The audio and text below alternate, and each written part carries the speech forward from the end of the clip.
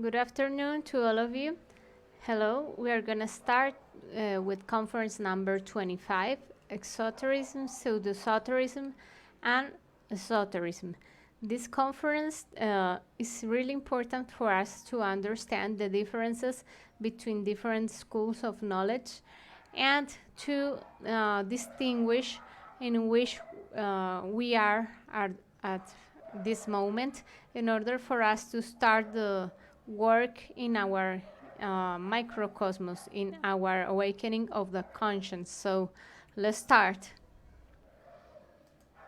So the aims are that the student that is learning to meditate, the different practices, the astral projection, the suprasex, learns to distinguish a pseudo-esoteric school from an esoteric school and to understand where am I right now?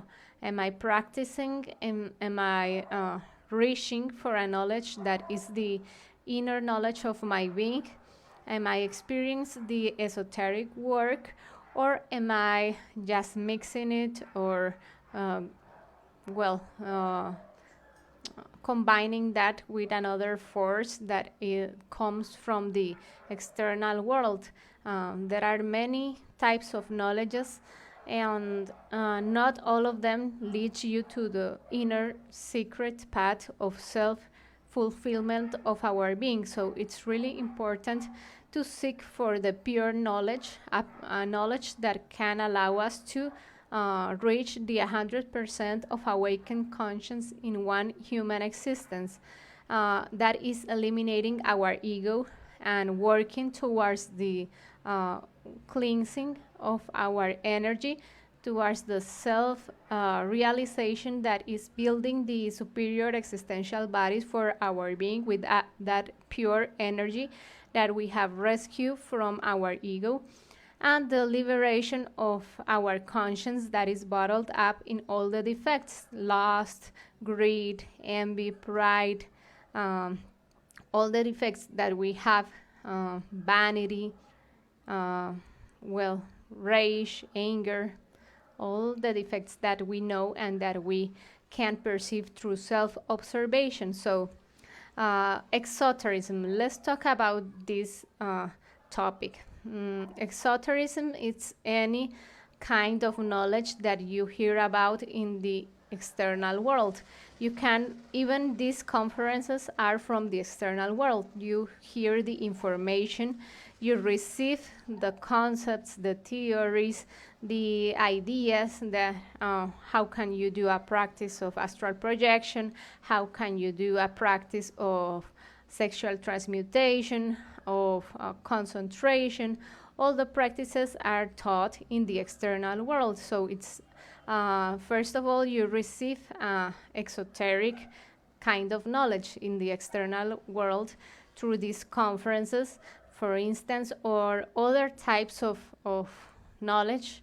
You receive them through the personality in the external world. All the books, manual, courses, lectures that you find there on internet, you find them, and you receive that information. But when you receive this kind of knowledge that is a pure knowledge that gives you the tool to achieve the 100% of awakened conscience in this human existence, you can either take one path or the other. The path of the believer that is just settling down for, okay, I know this information, astral projection sounds good, sounds really nice, but I haven't done it. So you just believe it, you just think, yes, it's possible, but I haven't done it. Sexual transmutation, you hear about it, you think, oh, it's really nice to create love through sexuality, through the conscious use of your sexual creative energy. But have you done it?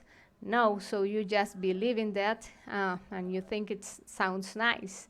But the practical path is different. Every knowledge that you've been taught in the external world, you have to verify it. You have to confirmed that this really exists, that you can really do that. If you are taught about the astral projection, you do the practice with discipline every night, every time you have the time, you have the moment, and eventually you're going to get the result. You're going to go to the fifth dimension, or the world of the dreams, and you're going to verify everything that you need to know about, every mystery of life. You're going to confirm it there. So it's not going to remain as a concept, as a theory, or as a vague idea, but it's going to be a fact. Is going to be something that you already have confirmed, that you already know, and it's going to be the wisdom of your being, something that no one can deny, because you already have directly lived it, or already directly experienced it in the fifth dimension, that is a superior dimension of nature. So it's something that is really lucid, and you already have the experience. So these are the two paths, and if we want to practice and get a result, we need to follow the practical path. Everything that you hear about in this lecture, you need to apply it, you need to try it and have a result to see if it works, or if you have to try harder in order to have the result. And let's talk now about pseudo-esotericism. Pseudo-esotericism means the false interior knowledge. It's a path that doesn't lead you anywhere. It's not going to lead you anywhere, because it just deceives you. It promises you something that it's really fake. It's a lie. It promises you that you're going to have fortune, fame, that you're going to solve your health problems, your love problems, your relationships, but without eliminating your ego. Just taking advice from someone, paying a free session, paying a session, because these people charge for their sessions, in which they promise fortune, fame, prosperity, and they charge for it. So pseudo-esotericism is just the following a path in which you're going to rely on external elements, people that are going to promise to solve your problems. You are not going to trust in the force of your being to solve your own problems, in the techniques of meditation, of eliminating your ego, communicating with your being. That is the truthful path, but you're going to be dependent on someone that is going to promise to solve your problems, and you have to pay them for that work that they are doing. So they merchandise souls, books, theories. There are fortune tellers, hypnotists, mediums, sorcerers, healers, swindlers, and there are a lot of paths of pseudo-esotericism that even are going to lead you, or are going to bound you with works of black magic. So it's really a karmic force that is going to have the consequence that you're going to suffer more from those things that you want to get rid of. You want to get rid of your pain. You want to eliminate a disease that you're suffering from. But if you bound with these forces that are totally karmic, it's going to be worse, because you're not analyzing the source of your karmas. You need to know about karma. Where does it come from your psychological defects? And so, as your psychological defects are the real cause of karma, you need to dissolve them. You need to eliminate them, to understand your anger, your envy, and to beg your Divine Mother to eliminate those defects in order to cancel and negotiate your karmas. So it's a really difference for pseudo-esotericism. Pseudo-esotericism is just promising you a false solution, and it's going to be worse because you're going to remain like with really serious consequences for the defects that you are going to be feeding. You're not going to be liberating your conscience, but you're going to be sleeping it more and more, fascinating and hypnotizing yourself with people that are going to promise a lot of free and easy solutions that are going to be fake. So there is an intellectual fascination also for all that theories, for all those books and general library that talk about superstitions, about false paths that are going to give you fame, fortune, richness, and it's not going to lead you anywhere but to create and to add more psychological weight to your defects, the defects of your ego, well, wanting more money, that is part of your greed, wanting to manipulate the person that you feel attraction for example, that you want to have a person to love you or to well, not love you, but be dependent in a relationship from you, and this person doesn't want you anymore, so you want to tie that person by your side and that person to remain with you. That is attachment, and that is lust, and all of your defects that are really heavy. That is your tyrant defect, because you're not respecting the free will of a person that doesn't want to be with you, for instance. All those defects are part of your ego, and so your ego is getting bigger and bigger with this pseudo-esotericism that is not leading you anywhere but to be more a slave from your own psychological defects. So it's really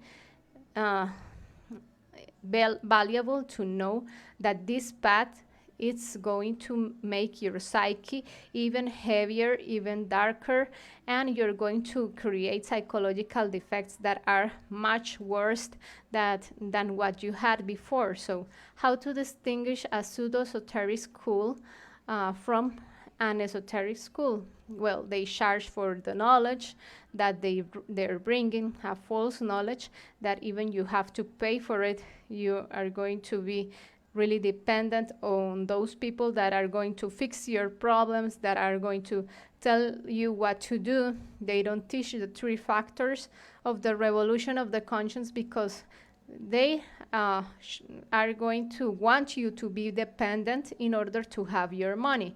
If you are free and you are able to solve your own problems, you are not going to be dependent on them. So this revolution of the conscience is not useful for them, because they want you to be dependent and not free.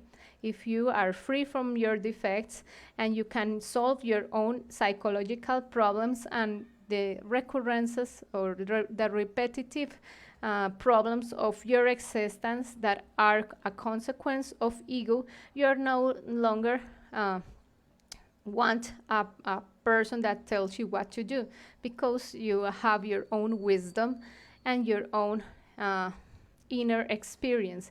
They say that all roads lead to Rome. They are really intellectual.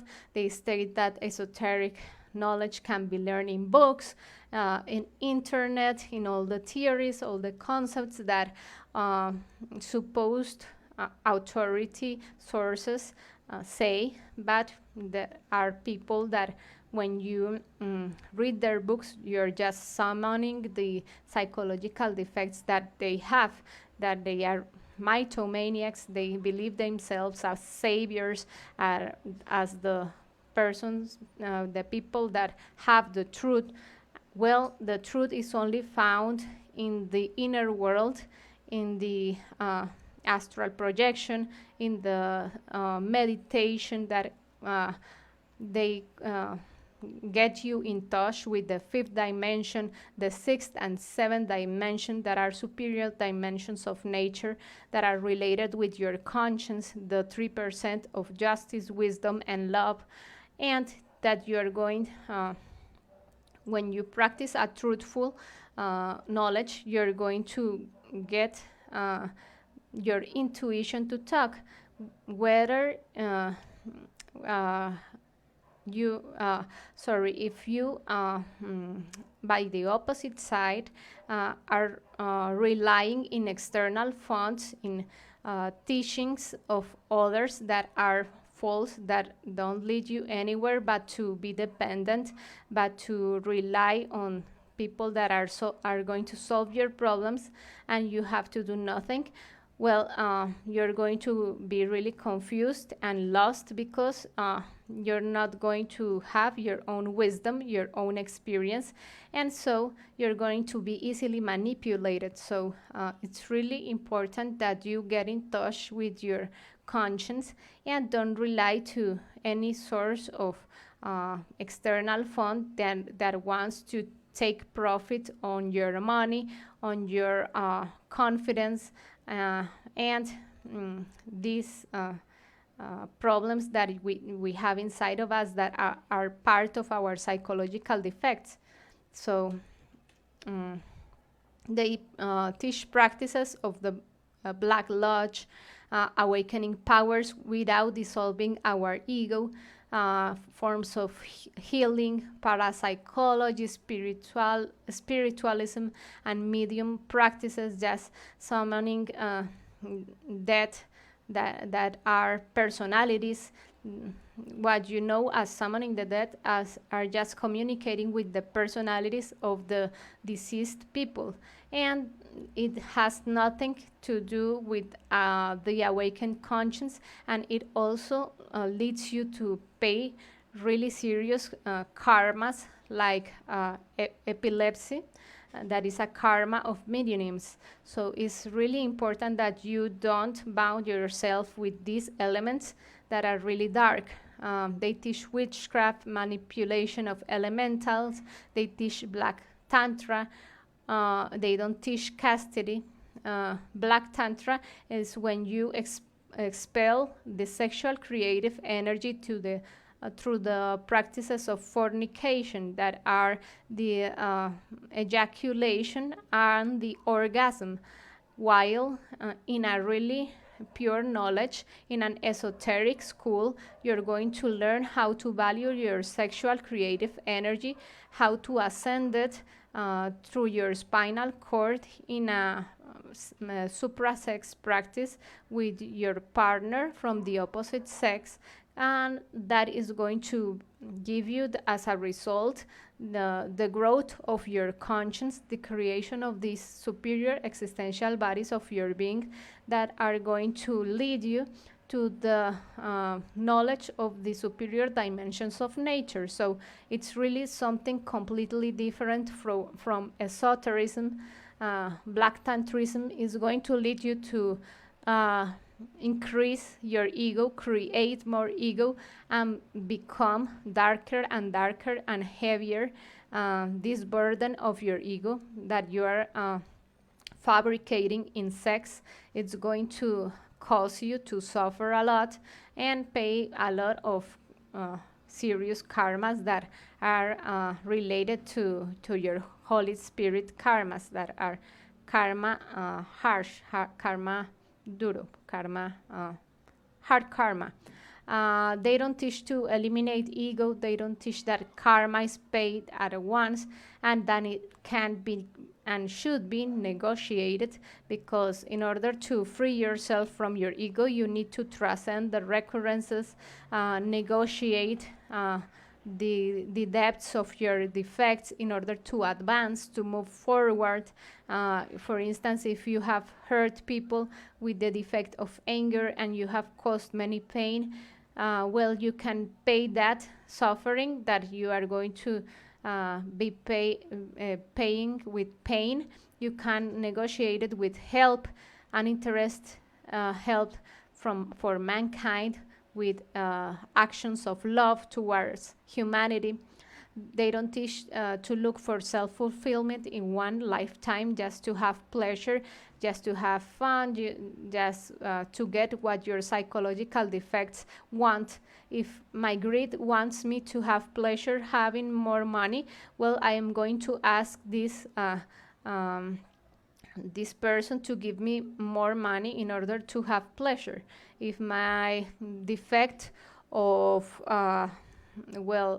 manipulation, being tyrant, wants me to retain that person in my life, with works of witchcraft, this defect, I'm going to feed it, and I'm going to ask this person to tie that person by my side. So that this is something that is going to lead you to feed more and more your ego. They sell perfumes, oils, talismans, candles, books, beverages, things that are external, and they are not going to solve anything, just distract you, just hypnotize you and fascinate you for this external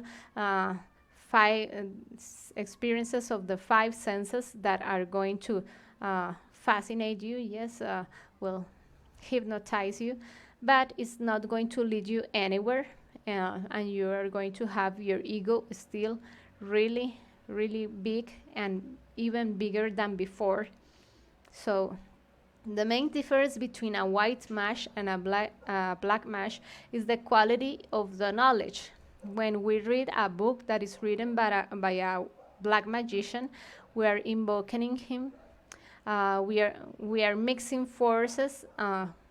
We have a knowledge that is supposed to be getting you closer to your spiritual part, and the third force that is mixing it with the external fascinations, the external illusions of the five senses, is a destructive force, because you're still depending, still attached to your ego, and you don't want to eliminate it. You need to be radical with your ego in order to be faithful and loyal to your being, and in order to being able to dissolve radically your defects.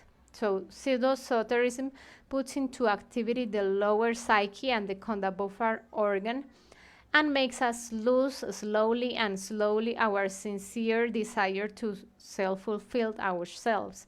Little by little, we trust in the external forces that are have nothing to do with this, our being, with the communication we wish to establish. In order to dissolve our ego, we need to practice the astral projection, meditate. We need to practice the three factors of the revolution of the conscience. And if we rely on external elements, we are not going to get a result. We are keeping alive our defects. So esotericism means the interior knowledge, the secret path of our being that is found in the inner world. It's not possible to get this knowledge in the external world, in any manual, in any lecture, in any book or school from the outside world. You need to get it directly from your being. You need to do a practice of meditation, of astral projection, a practice of koanis meditation, all these practices that we are teaching here that have a really effective result, and you can communicate with your being in superior dimensions of conscience. In these levels of conscience, you can ask anything that you want to know, the different mysteries, how to eliminate a psychological defect, how to pay the karma that we owe, how to transcend a really difficult circumstance in our couple life, in our relationships that we have with other people, and how to get out of those situations with our conscience. And we are going to have a response It's an effective practice that have a real result, but we need to be disciplined, we need to try it, we need to persist in order to achieve it. So it's not enough that you do it once in at night. Oh, I already tried the astral projection and it didn't work. No, you need to try it, and you need to have the practice, the concentration skills that are going to get you to achieve the result. But that is the process. You need to be strong and you need to be persistent in order to achieve the result. So the three factors of the revolution of the conscience are what are going to lead you to the real awakening of your conscience, a real pure knowledge that is going to be found in the inner worlds, in the superior dimension. So it can be reached through these tools. They are the only path that we are going to liberate ourselves for good from our ego, because with the psychological death we are going to self-observe what's happening in our human machine. We are going to see the 7 centers of our human machine, how they are losing constantly the energy, our mental energy, our emotional energy, instinctive sexual energy. We are unbalancing these 7 centers all the time with the negative thoughts, negative emotions, emotions that don't lead you anywhere but to lose your energy.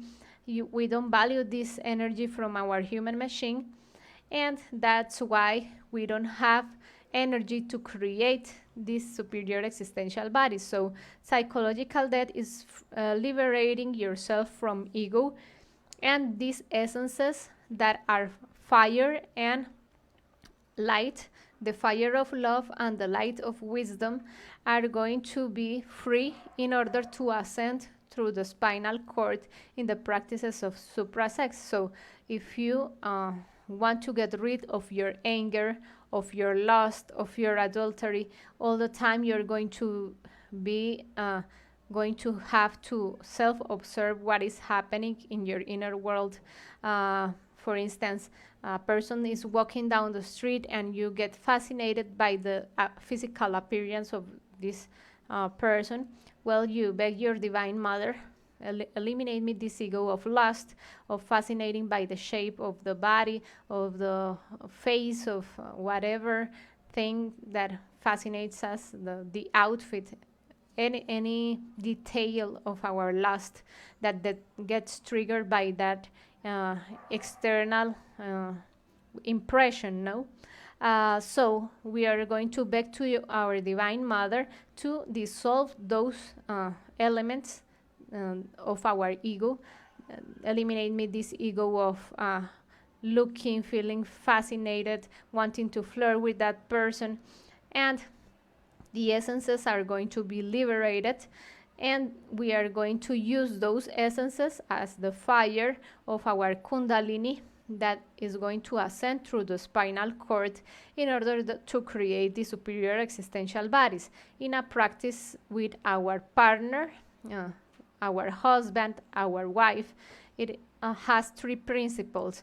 This sexual practice is done in fidelity, that is having one person, we're not going to change the person with whom we're practicing. It's going to be our only partner, our husband or our wife. We are not going to be changing that person, so we need to remain faithful and loyal to that person, because we are going to create in the sexuality the force of love. So we need to eliminate the ego of adultery, of wanting to change our partner. That is not going to lead you anywhere but to create more egos. So we need that fidelity. We also need chastity, that is valuing our sexual creative energy. Don't expel that energy through the orgasm or the ejaculation, but to ascend it through the spinal cord in order to create the existential bodies, regenerate the physical body, the vital body, create the astral body, the mental body, the causal body, and be ready to unite with the vital, with the Buddhic, the Buddhic body and Atmic body. So that is the spiritual birth. And fidelity, chastity, and love, that is going to be the result. Love is going to be our conscience awakened, our existential bodies created. That is the force of love, because we are connecting ourselves with something that is really superior, something that is higher from our low level of being, that we don't have energy right now. We don't have this representation on the superior dimension of nature that are those vehicles with which we can get to know that those dimensions. So we need to fabricate these vehicles, and that way we are going to experience this superior vibration that is love.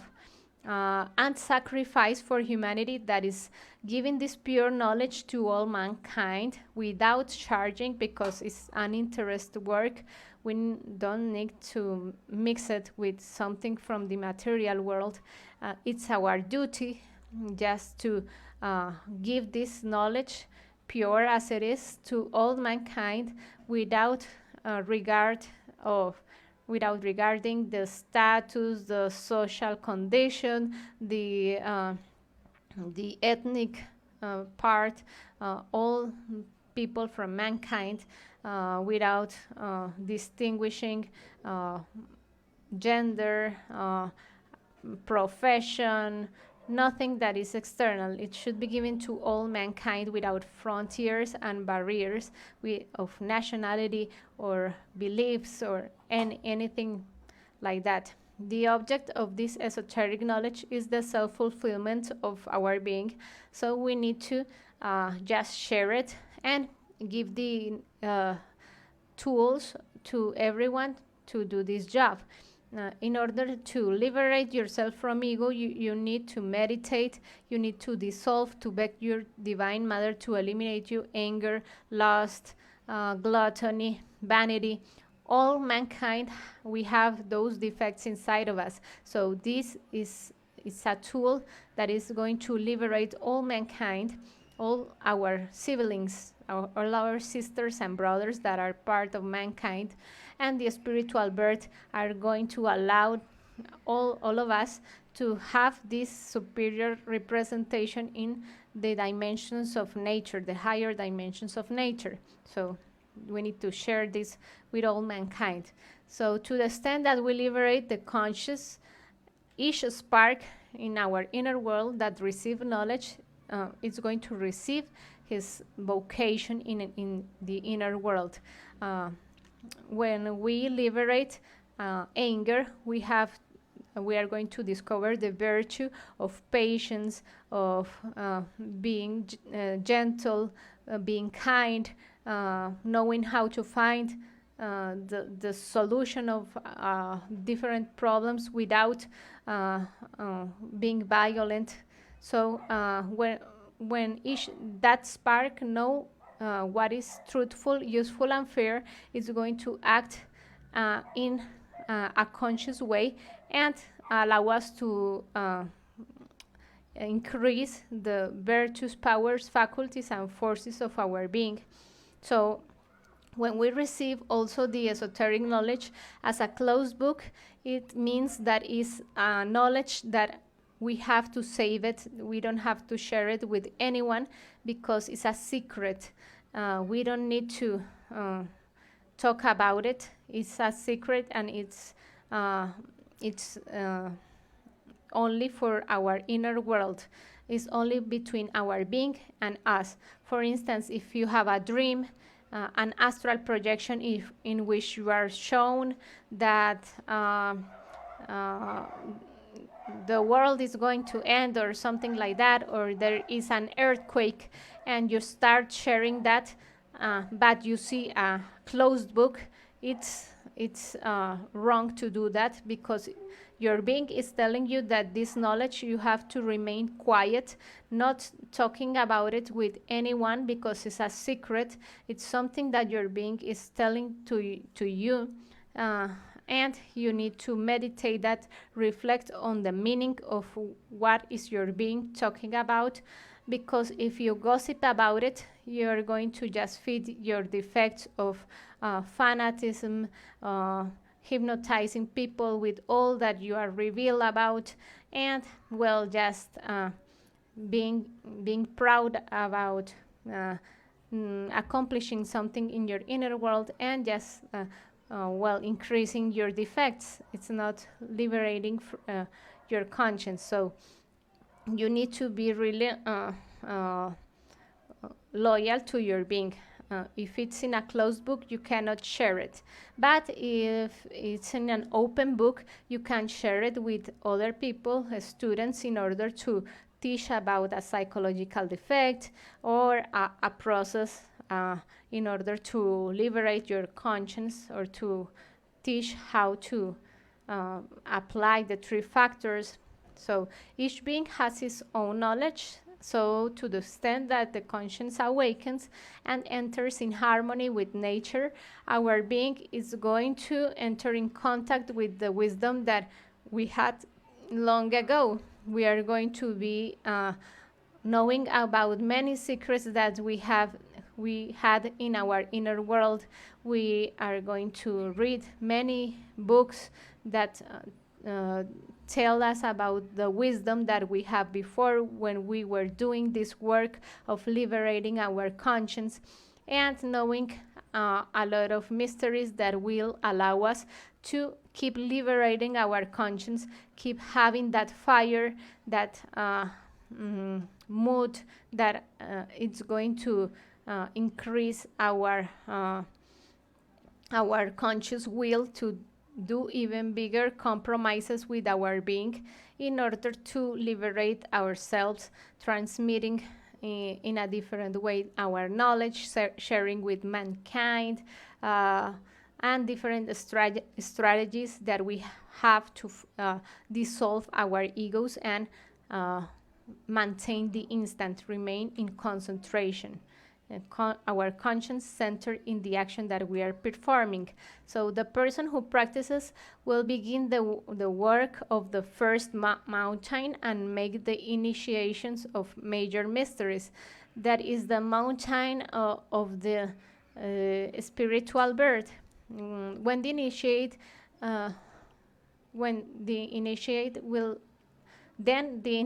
will lend hope, for the esoteric knowledge, because we tend to do the common mistake of feeling that we have accomplished a lot with the elimination of the first psychological defect, but we have 3 mountains that we need to follow in order to achieve the self-fulfillment of our being: the mountain of the spiritual birth, the psychological death, and the sacrifice for mankind. So the initiate will lend hope for esoteric knowledge when he starts and goes to the process of resurrection, that is the mountain of the psychological death, because this mountain it's fundamental in order for the radical elimination of the 7 causal egos, the apocalypse that is going to be the end by fire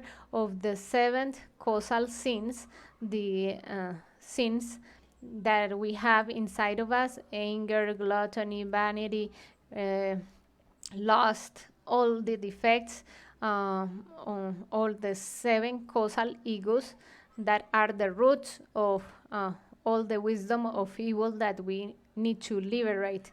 So when the process of the resurrection is completed, the initiate, it's going to, if he chooses the direct path, and he gets to achieve the sacred marriage, that is the union between the human soul and the divine soul, then he will enter the esoteric school of his being, and then he will begin that process of what we know as esotericism.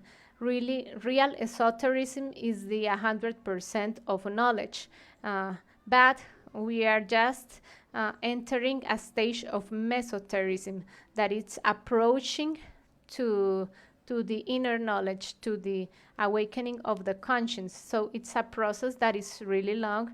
We need to compromise with the elimination of our egos, of our 7 causal defects, and we make the students of we make the sorry we make the common mistake of letting ourselves be deceived by the false sense of the selves, that is feeling perfect, feeling self-fulfilled just by listening to the conference, feeling initiated with just listening and having even begun to practice the suprasex, feeling conscious without even eliminating our ego.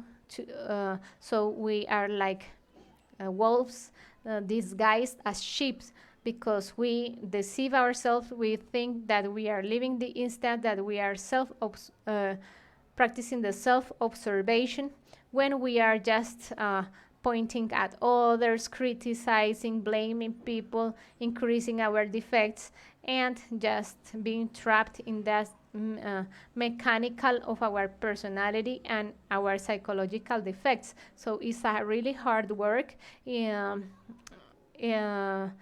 the sense that we need to compromise ourselves, and we need to be humble enough to be in a state of self-observation constantly, and just being loyal and faithful to that force of the 3% of conscience, that is justice, in order to be eliminating everything that is manifesting in the instant, all the defects that we are perceiving through self-observation, and wisdom, that is extracting that knowledge directly from the instant, and love, that is the creation, the liberation of these essences, and condensing them in your spinal cord in the sexual practices. So when our being achieves sacred individuality, we can say we have truly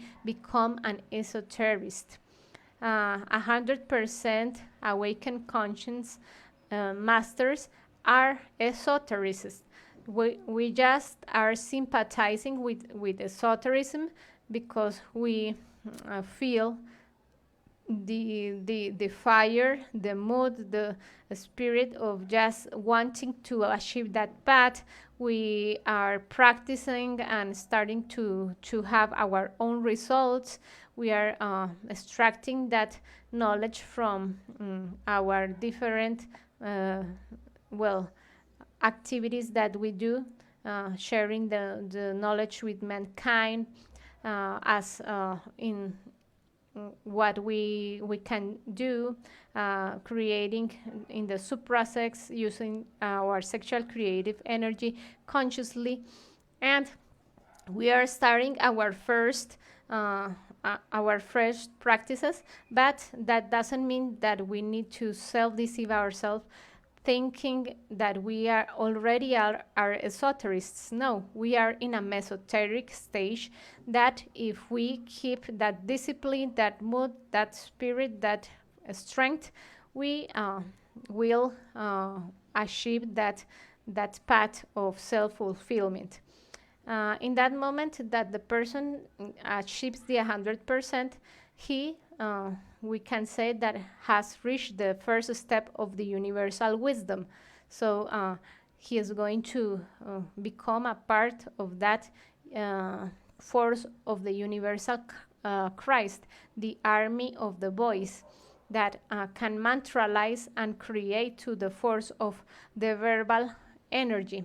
So this is the conference of Exotericism, Pseudo-Esotericism, and Esotericism. If you have any questions, any comments, something that you want to add, I'll be willing to solve it or share with you. And Thank you for your attention. Thank you for sharing with us this moment. And we'll be sharing more lectures, more conferences about these topics all, uh, all Sundays at the same hour. Have a good afternoon and thank you for listening and sharing with us. Bye.